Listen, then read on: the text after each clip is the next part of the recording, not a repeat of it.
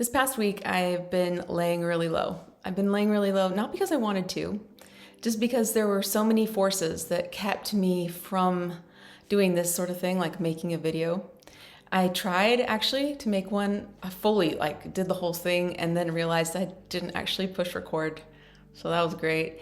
But it was okay because I knew I wasn't feeling it. And if I'm not feeling it, I know that you're not going to be feeling it because whatever's coming through me and interacting with you, it has to be real. It has to be authentic. I have to be putting out my best energy, my most authentic and strong energy to connect with you and share these things that I think are really important. So if it's not coming through right, I just don't do it. There's no reason. There's no reason for it.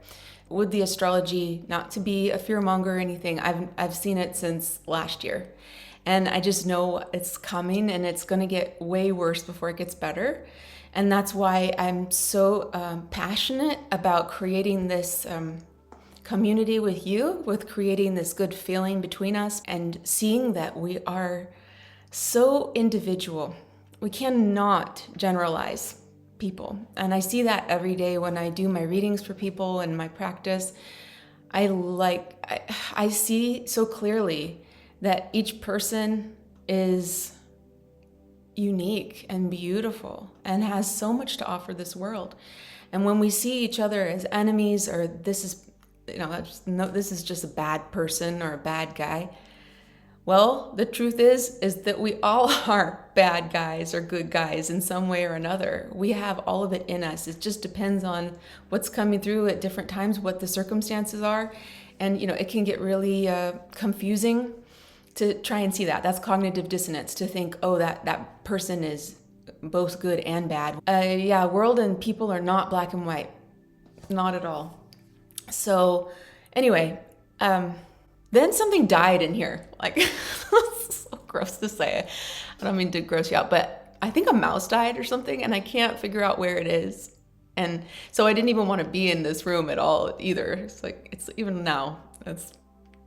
We have to persist no matter what. We have to persist through all of the challenges and all the things that are coming at us, and it's going to get wild. And I just want you to know that I'm here for you. I really do want the best for you. So I'm going to talk about a few things right now that might be something you don't want to hear.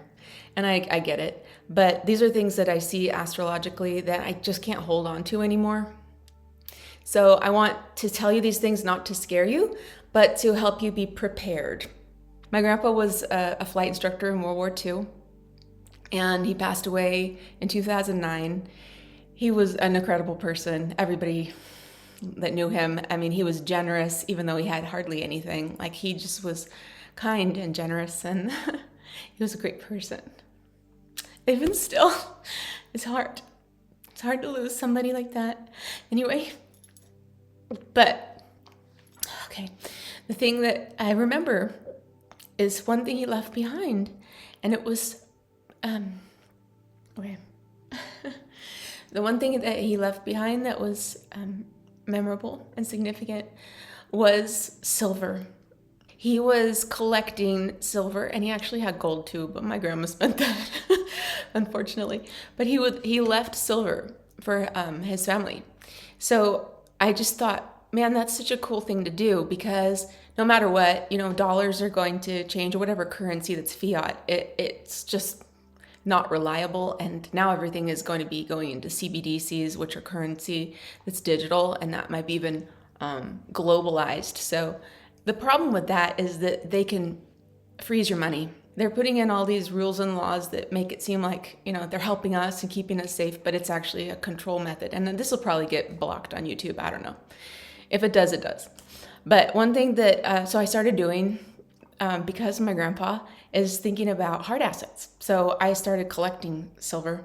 Not only is it fun for me, because I like to pick out some cool ones, but I think it's something that you can hold in your hand when you feel like, I don't know, remember that movie Inception, The Top? And if he had his top, he knew he was in reality. I don't know, that's kind of how this feels to me. So I have this silver collection that I've got, and I'm not sure why I was telling you about that. Okay, yeah, that's why, I think. Oh my gosh. So the thing I noticed last year when I was looking ahead at 2024 was a very keen correlation of what the energies are going to be like, especially Uranus and Pluto and the nodes. It's the same basically as the way things were in World War II. So it's not exactly the same because Pluto was in Leo, and Pluto in Leo was more about coming back, pride. That's only obviously part of it. Super bunch of history I'm not talking about because you don't need me to. But that was part of it. This Leo, Plutonic Leo, like recapturing and in a very negative way.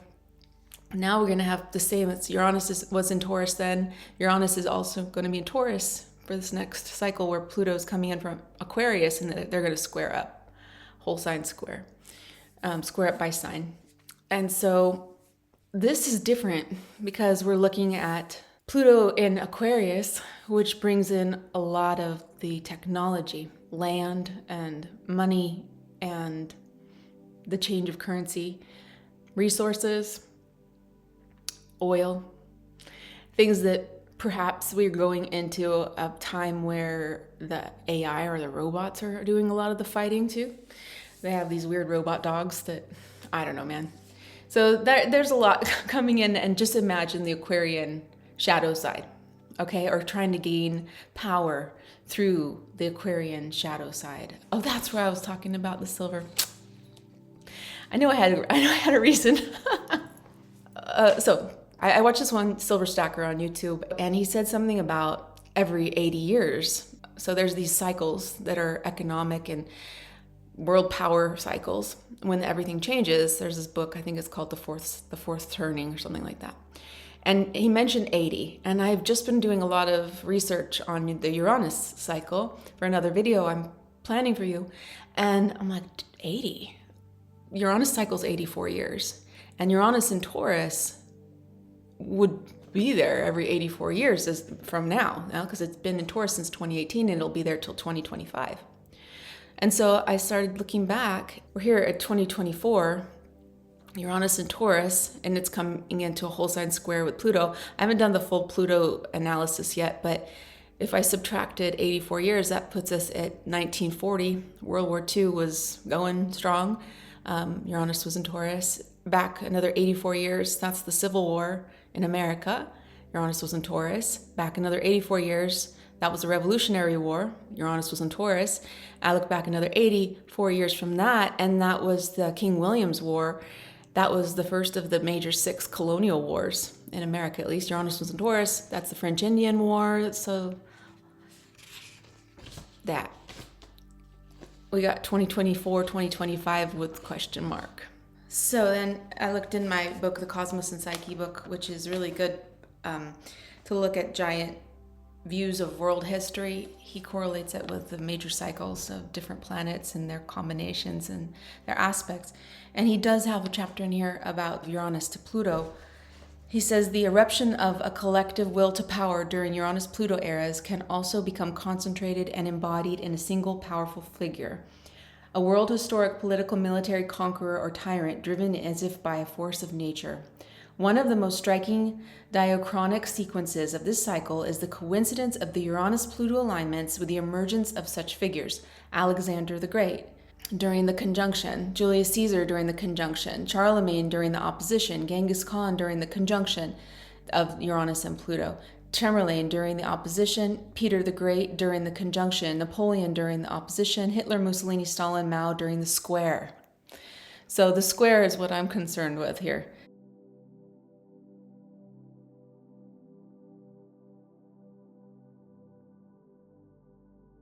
Point that I want to tell you, the thing I want to really say here is that whether it happens or not, I pray that it doesn't, but things are coming, things are going to happen, and when they do, we still have to live our lives. We have to do the best we can. We have to be a good force for the good. We can change the world around us by how we act towards other people, with loving kindness, with generosity, with no requirements of anything back, nothing back. I don't need anything from you. You don't need anything from me, but we still give, we still serve each other.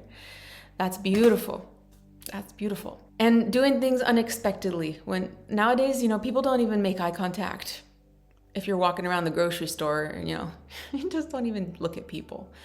But just a smile can really change someone's day, just a little chat. And a lot of times people are sort of weirded out because I go out of my way to do that sometimes, to just talk to people and just be like friendly. And, it depends on how they're feeling too. But most of the time people are kind. Most of the people are friendly back. And that's what we need in this world. Little acts of persistent kindness and not thinking of people as others, but as a reflection of ourselves. How would you want somebody to treat you? What kind of friend do you want?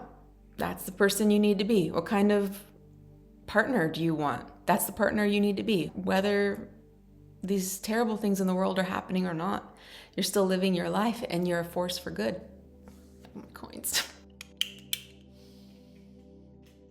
You really don't know how important that you actually are, how critical you are in this world to other people. And you're valued, you're important, just the way you are. You don't have to change anything. Yeah. All right. I have a newsletter. If you want to connect with me outside of this situation here, and I'll link that in the description below. And one last thing, I decided to get out my ukulele and play a song for you today. So I'll put that here at the end in case you need a little boost on how much you really are loved. And I like you just the way you are. I really do. I'll talk to you next time. Okay, bye. It's you I like, not the things you wear, not the way you do your hair, but it's you I like, the way you are right now, way down deep inside you, not the things that hide you, not your toys, they're just beside you, 'cause it's you I like, every part of you, your skin, your eyes, your feelings, whether old or new. I hope you will remember, even when you're feeling blue. It's you I like, it's you yourself, it's you. It's you.